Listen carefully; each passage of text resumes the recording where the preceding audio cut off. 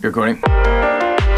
So, the internet. The internet has become this place where anything you want to know or see or hear, you can find it online and get it for free. Thing is, almost none of that stuff is actually free. Because at the same time as we're getting all this information, we're also giving away a lot of our own information, usually without even realizing that we're giving it away. Or realizing that that information we just gave away is worth money. Lots of money.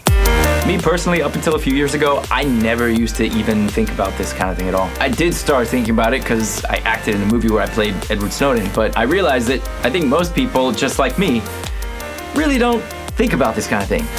So I wanted to make a video about what all sorts of different people think about this kind of thing. But myself not even really being an expert about it, I also wanted to bring in someone who knows an awful lot about the internet, how it works, and how privacy figures into it. She's the director of engineering at Firefox, and her name is Selena Deckelman. Hi. So to start things off, I asked one simple question. Do you even care about online privacy? Well,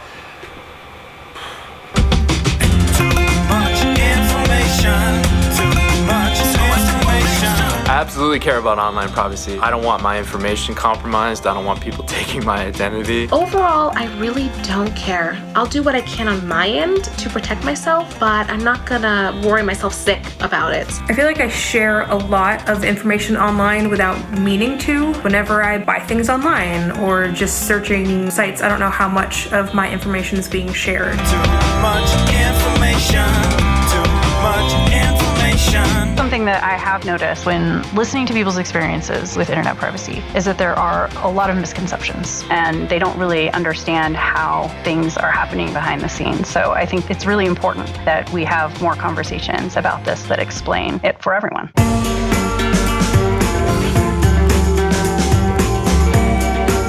I share a lot, probably to the detriment of my family and friends. Social media kind of has put us in a position in which everything can be shared, in which everything can and to a certain extent should be shared. I don't think it's necessarily bad that there's so much more information out there now than there ever used to be. It's a question of how that information gets used, and it's sort of up to us to know what's happening. There are a lot of companies out there capitalizing on these new technologies. My Facebook ads have become scarily accurate for what I would buy. I just find it weird when you're not actually doing anything on the internet in order for an ad to show up. I don't like the fact that a supermarket can judge when my monthly cycle is, and that's when they print off the vouchers with my till receipt for money off sanitary ware. My supermarket knows when I'm going to have a period. Sometimes people might feel a little creeped out by what happens just because they went shopping for something one day. The reality is, in this day and age, almost everything we do leaves some sort of digital footprint, and that data is being collected, processed, and distributed to third parties with or without your knowledge. That example of what happens with a grocery store, if you kind of walk through that, you go to the grocery store and you have a loyalty card for that store that has some unique identifier. So there's probably some sort of number. And then at that point, the store has uniquely identified you. And they have a database somewhere with that information. And when you check out, they then have a list of everything that you bought, and they will associate that with the loyalty card.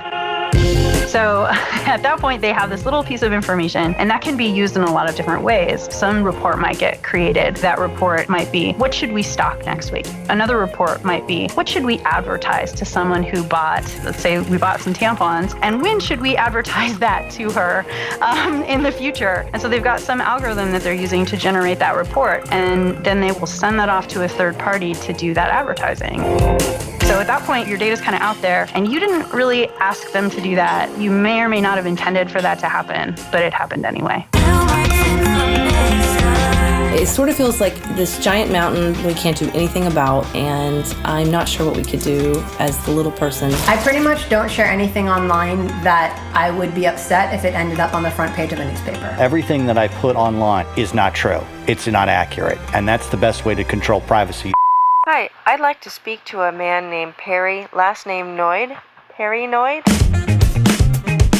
There's a wide variety of actions that you can take to protect yourself online. The first step is just being generally aware of where you're going online and what you're clicking on. It's important for reasons that aren't just strictly privacy and data collection, but also there's this thing called phishing, where people try to get you to enter in personal information into a website that you didn't intend. Other things you can do is using private browsing mode or something like that in your browser to restrict the information that is being shared between multiple different websites. There are more sort of like technical things that you can try, like some people look into VPNs, a virtual private network. A VPN is a service that you can use that is basically a middleman between you and the rest of the internet, so that websites you visit, they think that you're coming from the VPN provider, not from where you came from originally. You can use a VPN when you're maybe in a place that's unfamiliar and you want to make sure that you're browsing, or maybe you're checking your email or something like that, that it's private and secure.